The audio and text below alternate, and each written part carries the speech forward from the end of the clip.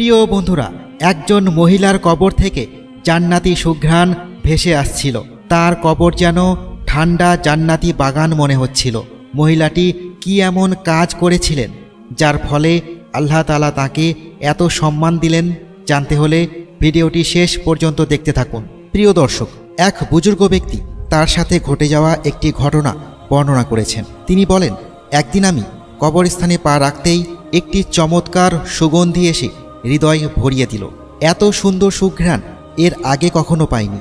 আমি প্রতি জুমার দিনে ফজরের নামাজের পর আমার পিতার কবরের কাছে যেতাম। কবর জিয়ারত করে আমার বাবার জন্য দোয়া করতাম এবং সেখান থেকেই নিজের দোকানে চলে যেতাম। এভাবেই আমার অনেক বছর কেটে গেল।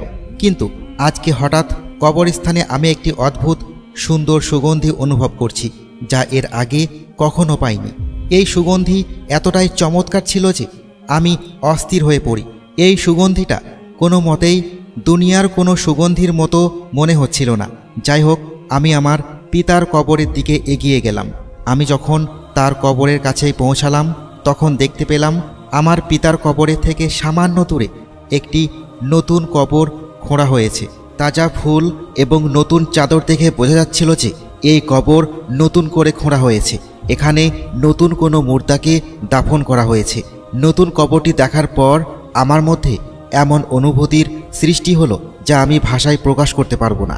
আমি আমার বাবার কবর জিয়ারত করে তার জন্য দোয়া করার পর নিজের অজান্তেই আমার পা সেই নতুন কবরের দিকে এগিয়ে গেল। আমি যখন আমার বাবার কবরে দাঁড়িয়ে দোয়া করছিলাম, তখন আমি টের পেলাম যে সেই চমৎকার জান্নাতি সুঘ্রাণ এই নতুন কবরটি থেকেই আসছিল। আমি আরও নিশ্চিত হওয়ার জন্য সেই কবর থেকে কিছুটা মাটি আমার হাতে তুলে নিলাম। আমি আশ্চর্য হয়ে লক্ষ্য করলাম এই কবরের মাটি থেকে অত্যন্ত সুন্দর সুঘ্রাণ বেরিয়ে আসছে এবং মাটিগুলো খুবই নরম অনুভূত হলো, অথচ মাটি একদম শুষ্ক ছিল। আমি অত্যন্ত আশ্চর্য হয়ে গেলাম। যাই হোক, আমি সেখান থেকে উঠে গেলাম এবং মাটিগুলো পুনরায় কবরের উপর রেখে দিলাম। আমি সেখান থেকে আমার দোকানে চলে আসলাম। এসে দেখতে পেলাম দোকানে আমার এক কাস্টমার আমার জন্য অপেক্ষা করছিল। আমি তাদেরকে তাদের প্রয়োজনীয় পণ্য মেপে দিলাম। সে আমাকে বলল, ভাইজান, আজকে তো আপনি খুব চমৎকার সুগন্ধি লাগিয়েছেন। আমি অবাক হয়ে জিজ্ঞেস করলাম, সুগন্ধি? কিসের সুগন্ধি? সে আমাকে বলল, সুগন্ধি আপনি লাগিয়েছেন আর আমাকে জিজ্ঞাসা করছেন কিসের সুগন্ধি? সেই ব্যক্তিটি চলে যাওয়ার পর আমি নিজের হাত শুঁকে দেখলাম সুগন্ধি আমার হাত থেকে আসছিল। সেই কবরের মাটির সুগন্ধি। সেই সুগন্ধি পুরো দিন আমার হাতে লেগেছিল।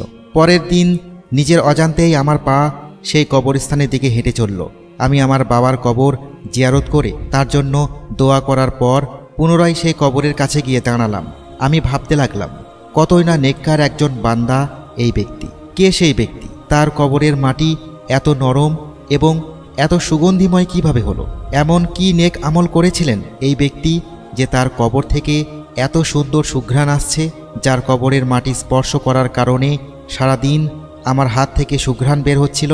এই সব প্রশ্ন বারবার আমার মাথায় ঘুরপাক খাচ্ছিল। আমি এই কবরস্থানের গোরখদক, যিনি কবর খুঁড়ে থাকেন, তাকে খুঁজে বের করলাম। তাকে জিজ্ঞাসা করলাম, এই নতুন কবরটি কার? গোরখদক সে আমাকে জানালো এই কবরটি একটি মহিলার। তার কথা শুনে আমি আরও চিন্তিত হয়ে পড়লাম যে একজন মহিলা কি এমন আমল করেছে যার কারণে সে এত মর্যাদাবান হতে পেরেছে। পরের দিন রবিবার ছিল। আমার সকালে ঘুম থেকে দেরি করে ওঠার অভ্যাস ছিল, কিন্তু তা সত্ত্বেও আমার সেদিন ফজরের সময় ঘুম ভেঙে যায়। আমি নামাজ আদায় করে কবরস্থানের দিকে রওনা করলাম। কবরস্থানে প্রবেশ করেই আমার নজর সেই কবরখানার উপর পড়ল। আমি দেখতে পেলাম সেই কবরের পাশে বসে একজন বয়স্ক লোক কোরআন তেলাওয়াত করছে। আমি আমার বাবার কবর জিয়ারত করলাম এবং তার জন্য দোয়া করলাম। এরপর আমি সেই ব্যক্তির দিকে তাকালাম। সেই লোকটি তখন দোয়া করছিল।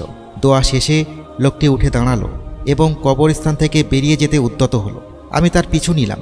আমি সেই লোকটিকে পিছন থেকে ডাক দিয়ে বললাম, বিরক্ত করার জন্য ক্ষমা চাচ্ছি, তবে আপনাকে আমি কিছু জিজ্ঞাসা করতে চাই। লোকটি লাজুক স্বরে আমার উত্তর দিল, জি জনাব, বলুন, কি জানতে চান? আমি তাকে বললাম, হুজুর, আমি জানতে চাই এই কবরটি কার? সেই লোকটি আমাকে পাল্টা প্রশ্ন করল, আপনি কেন জানতে চাচ্ছেন? আমি তাকে বললাম, এই কবর থেকে একটি অদ্ভুত সুঘ্রাণ বেরিয়ে আসে যা আমাকে অস্থির করে দিয়েছে। আমি বুঝতে পারছি এই সুগন্ধি কোনো দুনিয়ার সুগন্ধি নয়। এই কবরবাসী এমন কি নেক আমল করেছিল যার কারণে তার এত মর্যাদা?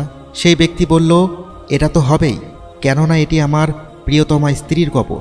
আমি আমার 4 বোনের একমাত্র ভাই। আমার বোনেরা এবং আমার মা আমাকে বিয়ে করিয়ে ঘরে পুত্রবধূ আনার জন্য খুব আকাঙ্ক্ষা করেছিলেন। তারা আমাকে অনেক শখ করে বিয়ে করিয়েছেন।